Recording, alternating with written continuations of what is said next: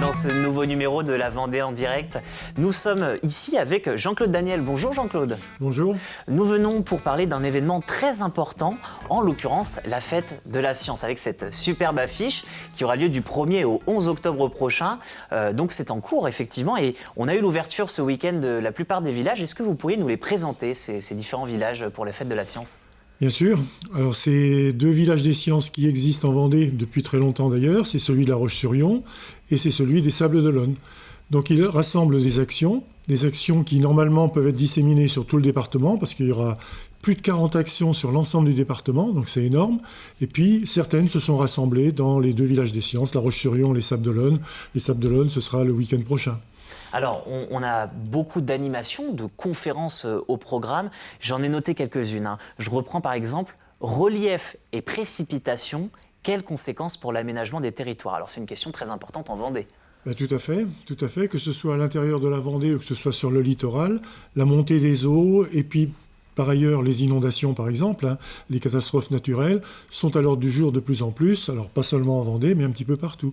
Et nous avons effectivement une association que je connais bien, qui va présenter effectivement ce projet avec la possibilité d'aménager en direct un paysage et de le transformer suivant des hypothèses d'amélioration. Et ça utilise bien sûr la virtualité, la réalité augmentée. Donc il faut absolument se déplacer pour aller voir ce projet-là, comme pour voir bien sûr tous ceux qui seront autour. Alors autour, il y a d'autres choses. On a donné cette conférence, je vais en revenir sur d'autres un peu plus tard, mais il y a aussi des animations. Et il y a une animation qui je trouve est exceptionnelle, c'est un planétarium. Est-ce que vous pourriez nous en dire plus ? Oui, alors planétarium, je connais bien aussi, mais ce planétarium, c'est un dôme gonflable dans lequel on pénètre, et alors là, la magie opère immédiatement, puisqu'on part à la découverte de la voûte céleste, et en temps réel. C'est-à-dire que quand vous serez à l'intérieur, vous pourrez voir le ciel de la nuit prochaine sans pollution lumineuse, sans nuages, et vous pouvez aussi vous transporter éventuellement la nuit de Noël, et vous aurez en direct le ciel de la nuit de Noël. Alors bien sûr, on part ensuite à l'exploration du système solaire, voire au-delà, mais c'est vraiment magique, puisqu'on va aller dans les anneaux de Saturne, par exemple. On a l'impression d'éviter les blocs de glace quand on est dans cette animation. Donc c'est toujours magique, c'est très recherché, et ça plaît au public familial. Et justement, la fête de la science, elle fête ses 30 ans. Donc ça prouve bien quand même que c'est un événement qui dure, qui marque, qui fonctionne très bien. On parlait de ces conférences et il y a une conférence sur l'espace aussi. Et je trouve ça très intéressant de voir la manière dont les gens se passionnent pour cet univers-là. Qu'est-ce qui fait que la fête de la science, au bout de 30 ans, elle est toujours aussi forte, aussi présente ? Alors je pense qu'elle est aussi forte, je dirais même elle est plus forte encore que dans les années passées, et c'est sans doute aussi grâce à une médiatisation maîtrisée, contrôlée, vérifiée des événements scientifiques. Et en particulier, l'astronomie, l'astrophysique se prête bien à ce genre de confrontation, de collaboration. Les images sont toujours spectaculaires, elles nous sortent de notre ordinaire et ça nous fait rêver. Donc c'est important que la science vienne nous montrer que c'est du rêve peut-être, mais en réalité il y a un travail énorme de quantité de chercheurs, de techniciens, d'ingénieurs qui ont permis effectivement ces réalisations, et on peut prendre le même modèle pour d'autres recherches qui sont terre à terre, mais qui nous confortent dans notre vie quotidienne ou nous permettent d'améliorer ce confort quotidien.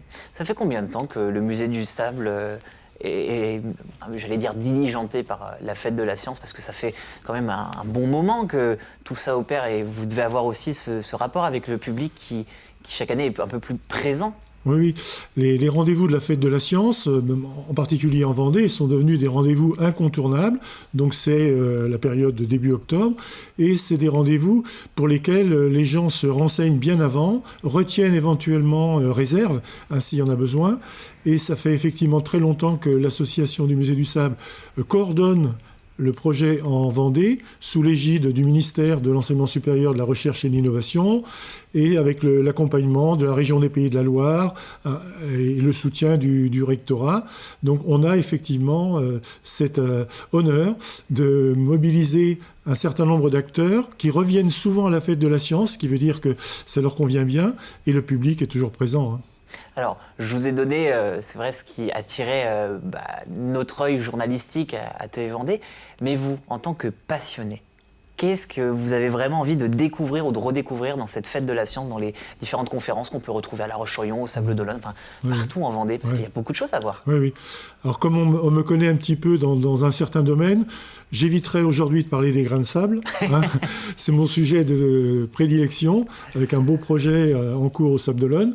Mais en ce qui concerne les découvertes, là, alors justement, ce qui est intéressant dans la fête de la science, c'est qu'il y a plein de sujets différents. Alors évidemment, faire des liens entre eux, c'est la science. Et puis, il ne faut pas oublier, le thème national de la fête de la science cette année, c'est l'émotion de la découverte.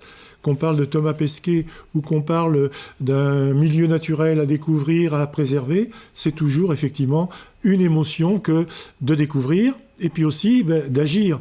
Parce que découvrir, c'est bien, ça enrichit nos connaissances, hein, mais d'un autre côté, il faut les partager et c'est pour ça qu'il va y avoir des universitaires, il va y avoir aussi des associations, il va y avoir des entreprises qui participent à la fête de la science et toujours avec cette envie de partager et de faire connaître aux autres ce qui a été à la pointe de la recherche dans les derniers temps.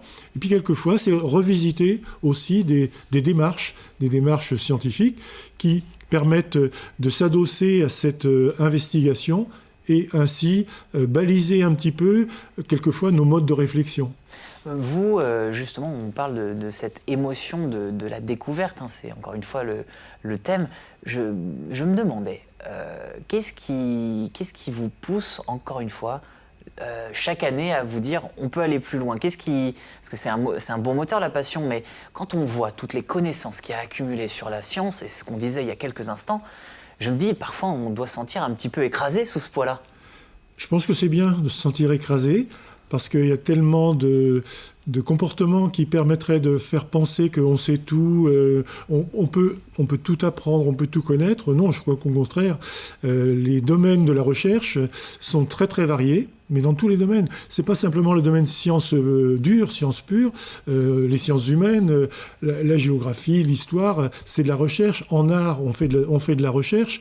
Donc on a plein de domaines où la recherche est concernée, et donc il y a un travail immense, et donc il y a plein de perspectives aussi pour nos jeunes. La fête de la science, c'est un rendez-vous. Il y en a d'autres, comme Expo Science au mois de mai à La Roche-sur-Yon. Mais il va y avoir effectivement cette possibilité pour des jeunes de s'inscrire dans des parcours scientifiques, technologiques, de déboucher peut-être après, pour certains, sur de la recherche, et pour certains encore, de déposer peut-être des brevets par rapport à des découvertes, des inventions, créer des entreprises, donc des emplois.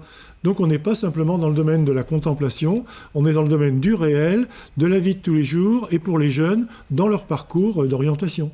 Eh bien, merci beaucoup Jean-Claude Daniel, puisque le réel, c'est ça aussi, c'est la fête de la science du 1er au 11 octobre prochain. Ça dure donc autant de jours, puisque c'est les 30 ans, c'est une grande fête. Je vous remercie d'avoir suivi cette Vendée en direct, et je vous souhaite une agréable journée sur les chaînes de TV Vendée.